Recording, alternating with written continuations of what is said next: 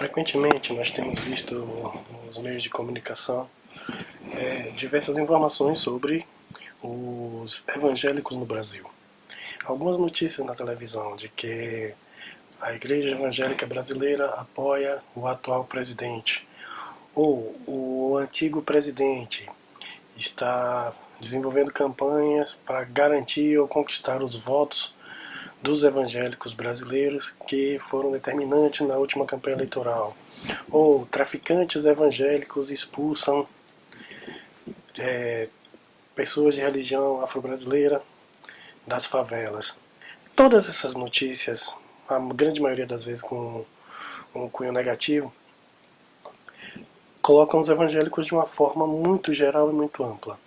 O objetivo dessa playlist que a gente cria agora é discutir quem são esses evangélicos. Então, a partir de hoje, vamos fazer uma série de vídeos sobre quem são esses evangélicos. É um mundo muito vasto, são vários e vários grupos, e vamos tentar fazer da seguinte forma. No primeiro vídeo, nós vamos fazer um apanhado geral dos movimentos, que vem a ser protestante, evangélico, pentecostal e neopentecostal. E, na sequência, vamos tentar fazer um vídeo falando sobre cada um desses grupos e, se ainda der, cada uma dessas denominações.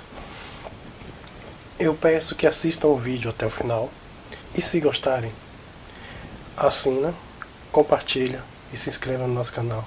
Ativa as notificações. Quando a gente vai falar de movimento protestante, que a gente sempre tem que levar em conta que o rompimento com a Igreja Católica se deu em 1517 com a Reforma Protestante na Europa, basicamente na Alemanha, depois se estende para a França, para a Inglaterra e para outros países. Disso saem um monte de grupos e que vem. Para o Brasil, as igrejas protestantes chegam no final do século XIX, enquanto instituição, ainda que tivesse a presença de grupos protestantes anteriores a isso. Desde os primeiros tempos da colônia se tem notícia de protestantes no Brasil. De uma forma bem didática, o que a gente vai entender a partir da chegada e de uma análise meramente cronológica por isso, vamos dividir o protestantismo brasileiro, ou o evangelicalismo brasileiro, em várias ondas ou movimentos, que a gente vai entender posteriormente na sequência de vídeos dessa playlist. Então, uma coisa é a gente falar de protestantes. Protestantes são aquelas igrejas ou aquelas denominações ou grupos religiosos, como alguns queiram, que surgem com a Reforma Protestante de 1517. Então, poderíamos definir então que hoje o que chamamos de protestantes históricos, igrejas mais comuns no Brasil, como presbiterianos, batistas, metodistas, congregacionais, ainda em menor número, a igreja reformada holandesa, que tem mais no sul do Brasil, e alguns outros grupos, são o que a gente poderia considerar como o grupo de protestantes históricos, porque em origem, em essência, mantém ainda os parâmetros teológicos e doutrinários dos primeiros movimentos da Reforma. A partir do final do século XIX, nos Estados Unidos, surge um novo movimento que vai ser o movimento pentecostal, através do grande avivamento que vai ter nos Estados Unidos, com outra característica, principalmente com o movimento da Rua Azusa. E aí, para o Brasil, esse movimento vai ser chamado de movimento evangélico. Em vários momentos se confundem protestantes com evangélicos. Esse movimento evangélico a gente pode chamar de segunda onda, ou movimento pentecostal de primeira leva. Os primeiros pentecostais que vieram para o Brasil são aquelas igrejas que acreditam na atualidade dos dons, e basicamente nos dons de profecia, no dom de profecia e no dom de línguas. Basicamente eram esses. São igrejas como a Igreja de Cristo, que ainda é muito popular em algumas regiões do país, a Assembleia de Deus, que tem uma projeção imensa no país como um todo, a Congregação Cristã do Brasil, que embora não se diga evangélica, mas tem todas essas características do que a gente vai colocando dentro desse movimento evangélico, e que vai ter também uma série de organizações, aí a forma de crescimento também. São igrejas que atingem uma população mais simples, e que tem uma pregação muito direta, e que por várias vezes interpretam a Bíblia de forma muito literal. Aí já vem a primeira questão. A diferença entre esse grupo e os protestantes históricos é que os protestantes históricos são mais elitistas e intelectualistas. Para serem pastores protestantes, tem que ir para seminários, tem que ter um domínio teológico da concepção de teologia da instituição, e tem uma série de critérios que é um domínio mais rígido para lá. Para as igrejas pentecostais, não. Não tem necessidade, porque acredita que o Espírito Santo é quem dá a iluminação, e essa iluminação é direta. Em alguns desses grupos pentecostais, se condenava, há algum tempo atrás, até a preparação da mensagem na forma de culto, porque dizia que o Espírito iluminava a pessoa que ia falar naquele momento.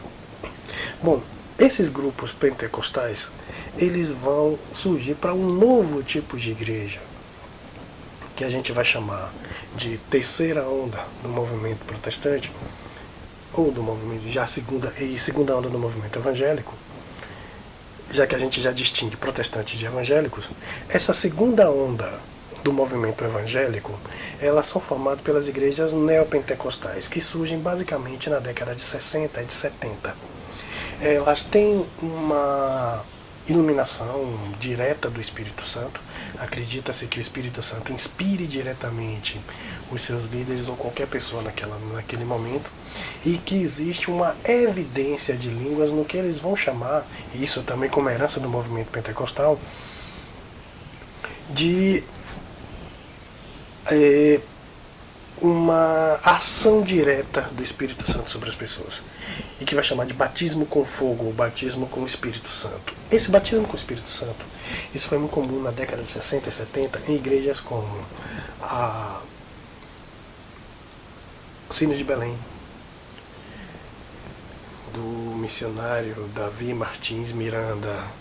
A Universal nasce disso, a Casa da Bênção, que vai ter toda essa característica. Embora esse movimento tenha nascido nesse momento, essas igrejas, elas ainda não são as igrejas neopentecostais que temos hoje de grande monte, de grande nome, que se transformaram em instituições nacionais, com uma organização bem mais rígida e bem mais própria de todos esses movimentos. Então, quando a gente vai falar dessas igrejas neopentecostais da década de 60, a gente está falando de igrejas que tinham uma organização mais simples e ainda menos rigidez doutrinária, ainda que tivesse uma rigidez nos usos e costumes. Ou seja, esses grupos costumavam aliar usos e costumes, a maneira de se vestir, o não corte de cabelo, a presença de mulheres, com a doutrina, e achavam justificativas bíblicas para isso. Embora igrejas como a Assembleia de Deus também utilizassem, mas essas igrejas elas têm uma formação bem mais radical, uma porção bem mais direta para isso. Utilizava basicamente o rádio como forma principal de comunicação, e muitos desses movimentos tinham uma ascensão direta sobre essas questões. O movimento de terceira onda, ele surge quando o Macedo funda a Universal, juntamente com o Bispo Rodrigues e o R.R. Soares, que é cunhado do Macedo, e tem uma nova roupagem. Também utiliza, dessa vez não mais o rádio, mas a televisão como principal meio de comunicação, e tem uma abrangência bem maior, com novos aspectos teológicos que até então não eram previstos dentro das igrejas neopentecostais que surgiram como rompimento das igrejas pentecostais tradicionais. Posteriormente, o um dos bispos de Macedo rompe com ele, o Rodrigues, missionário Rodrigues, racha com Macedo e funda a Igreja Internacional da Graça de Deus. E um dos missionários do Macedo, que na época era missionário em Madagascar, segundo o próprio conta, ele também tem esse rompimento com a Igreja Universal e funda a Igreja Mundial do Poder de Deus, que é o Valdemiro Santiago. Mais na frente, um dos bispos de Soares rompe também e funda a Igreja da Plenitude do Poder de Deus, que é o Agenor Duque. Recentemente, mas na década de 90, 80 e 90, um novo grupo de evangélicos, de igrejas evangélicas, surgiram de um movimento surgido nos Estados Unidos muito ligado à música, baseado no missionário metodista, primeiro metodista que depois funda sua própria denominação, o Merlin Colletors, com a ideia dos missionários e do louvor que liberta.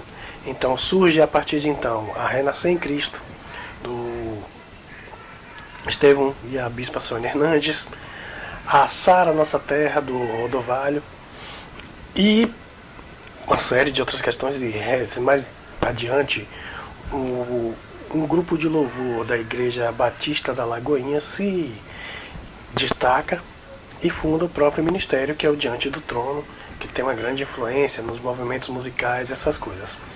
E mais recentemente, igrejas como a Bola de Neve, que é uma igreja que é ligada mais ao movimento sufista. Todas essas estão muito nessa quarta onda. E por último, uma última onda, que é o movimento apostólico. É uma renovação dos ciclos apostólicos que rompe com todas as outras. Alguns deles até vindo de movimentos cristãos tradicionais, de protestantes tradicionais, que tem com uma nova roupagem e um novo movimento para isso. Então, a ideia dessa playlist é de lidar com essas questões, de trazer esses grupos à baila e que a gente possa discutir um por um, numa sequência histórica e cronológica, e o aparecimento desses movimentos e como hoje esse universo cristão protestante no Brasil, ou evangélico como querem alguns, esteja dividido e a gente possa compreender melhor as notícias da televisão, que por vezes desinformam mais que informam. Então,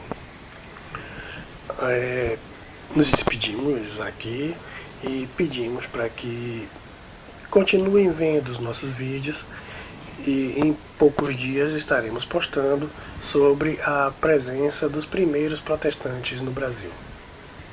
Estejam bem e até o próximo vídeo. E se você gostou do nosso conteúdo, não se esquece de se inscrever no canal, deixa o seu like, ativa as notificações e nos siga nas nossas redes sociais.